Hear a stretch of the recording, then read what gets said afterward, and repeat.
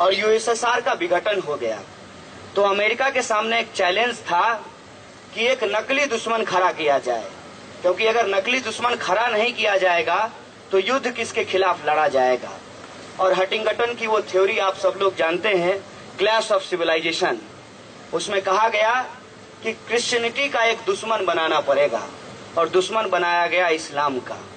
और इस्लाम के साथ एक दिक्कत ये थी कि जहां इस्लाम था वहां तेल था, और सामरिक शक्ति के लिए तेल बहुत जरूरी था। इसीलिए पूरी दुनिया में इस्लामोफोबिया की शुरुआत हुई, और उस इस्लामोफोबिया के चलते ये जो मोदी जी कहते हैं या स्मृति जी कहते हैं या हमारा एबीवीपी कहता है कि भारत में जो रहना होगा वंदे मातरम कहना होगा, ये दरअसल जॉर्ज बुश से सीख करके आए हैं। जॉर्ज बुश भी कहा था कि या तो आप हमारे साथ हैं या आप आतंकवादियों के साथ हैं।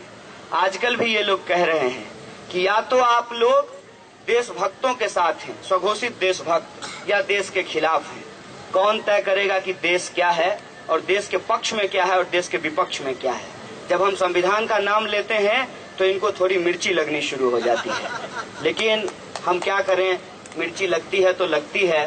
संविधान से बेहतर कोई चीज हमारे पास है नहीं, इसीलिए हम हमेशा संवैधानिक होने की बात करते हैं। तो इस्लामोफोबिया जब पूरी दुनिया के अंदर फैल रही थी तो जॉर्ज बुश ने कहा था वेस्ट वर्सेज इस्लाम। पहले बोला यूएसए वर्सेज इस्लाम, फिर बोला वेस्ट वर्सेज इस्लाम, फिर बोला वेस्ट वर्सेज इस्लाम। और ओबामा का जो प्रकरण हुआ, मतलब ओबामा का नहीं, ओसामा का, माफ कीजिएगा, ओसामा का जो प्रकरण हुआ, उस प्रकरण की सच्चाई आप सब लोग जानते हैं। आज तक नहीं पता लग पाया कि एक प्लेन क्रैश होने के चलते उतनी बड़ी बिल्डिंग गिर क्यों गई।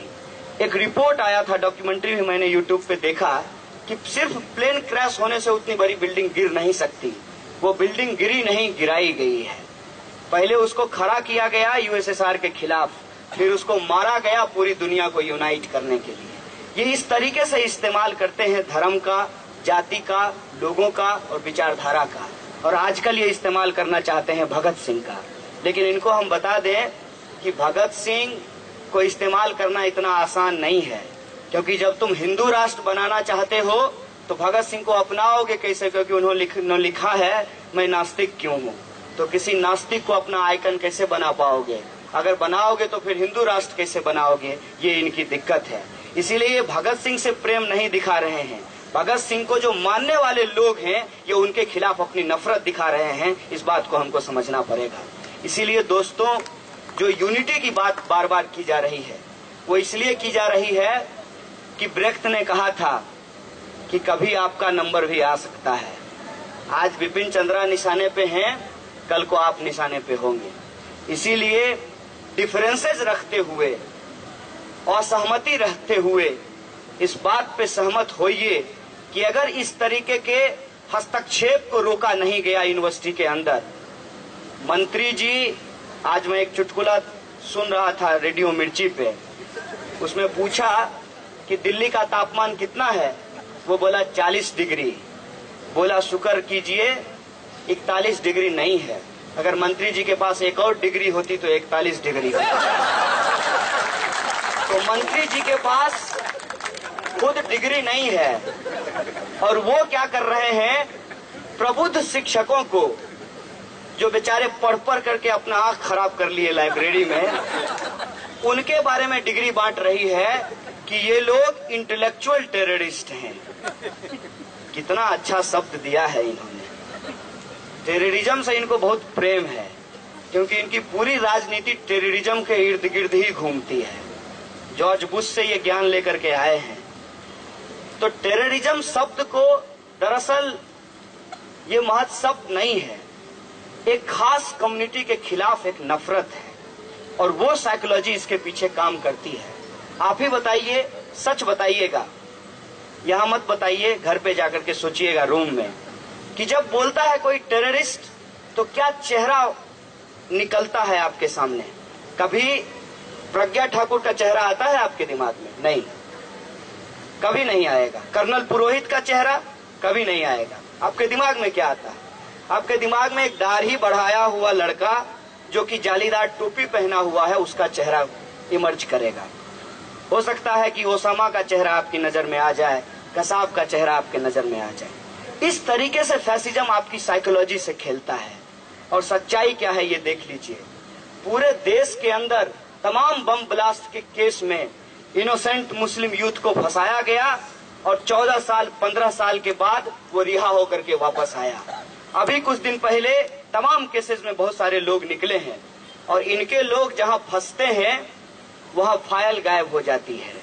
मालेगांव बम ब्लास्ट के फाइल को पांव लग गया है, वो अचानक से गायब हो गई है। कुछ फाइल इनके सरकार में आते ही गायब हो जाती है और कुछ फाइल को ये लोग जला देते हैं।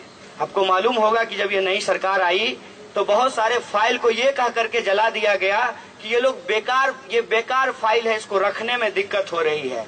अरे डिजिटल इंडिया, तुम उसको स्कैन करके एक छोटे से पेन ड्राइव में रख सकते हो, फिर तुम कहते हो कि रखने में दिक्कत हो रही है। असल बात ये है कि तुम चाहते नहीं हो वो फाइल रहे, क्योंकि उस फाइल में आरएसएस की सच्चाई है।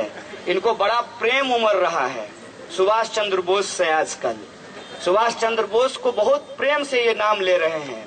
तो हम कहते हैं कि अपनी पार्टी बंद करो। और सुभाष चंद्र बोस ने एक पार्टी बनाई थी फॉरवर्ड ब्लॉक, तो सब संगी जाकर के फॉरवर्ड ब्लॉक ज्वाइन करो, तब हम समझेंगे कि तुमको सुभाष चंद्र बोस से प्रेम है। और एक और सच्चाई जान लो कि ये फॉरवर्ड ब्लॉक जानते हो किसके खिलाफ चुनाव लड़ती है? बीजेपी के खिलाफ चुनाव लड़ती है, सीपीएम और सीपीआई के साथ मिलकर के। ये सच भी जान लो। एक सच तुमको और बता देते हैं इस देश का, जितने भगत सिंह के साथी थे जो बच गए, जिसको अंग्रेज मार नहीं पाए, जिनके खिलाफ फणीश्वर घोष जैसा कोई गवाह नहीं मिल पाया, वो सब लोग बाद में कम्युनिस्ट मूवमेंट को ज्वाइन किए और कम्युनिस्ट पार्टी ऑफ इंडिया के जनरल सेक्रेटरी हुए। जो हमारे अजय घोष हैं, वो भगत सिंह के बहुत अच्छे मित्र थे, वो कम्युनिस्ट पार्टी ऑफ इंडिया के जनरल सेक्रेटरी थे। तमाम लोग, बटुकेश्वर दत्त, मैं इस बार गया था पटना, उनके ऊपर माल्यार्पण करके आया हूँ। वो बिहार विधान परिषद के मेंबर थे बटुकेश्वर दत्त। ये सब लोग डेमोक्रेसी में विश्वास करते थे। अगर तुमको भरोसा है भगत सिंह के ऊपर तो डेमोक्रेसी में विश्वास करो और फ्रीडम ऑफ एक्सप्रेशन का जो फंडामेंटल राइट है लोगों का, उस पर हमला करना बंद करो। ये तय करेगी यूनिवर्सिटी की क्या पढ़ाया जाएगा, क्या नहीं पढ़ाया जाएगा, ये मनुस्मृति ईरानी तय नहीं करेंगी, क्योंकि वो तय करने के लिए अप्रोप्रिएट नहीं है। ये स्टूडेंट टीचर तय करेंगे कि उनको क्या पढ़ना है और क्या पढ़ाना है, और क्या शब्द होना चाहिए और क्या शब्द नहीं होना चाहिए। और समय के साथ शब्द का कॉन्टेक्स्ट बदल जाता है। मैं डिफेंड नहीं कर रहा हूँ टेररिस्ट बट को, लेकिन मुझे लगता है कि उस दौरान जिस टेररिज्म का साइकोलॉजी आपके दिमाग में अभी काम करता है, उस वक्त नहीं करता था, क्योंकि ये टेररिज्म 1990 से पहले पूरी दुनिया में नहीं थी।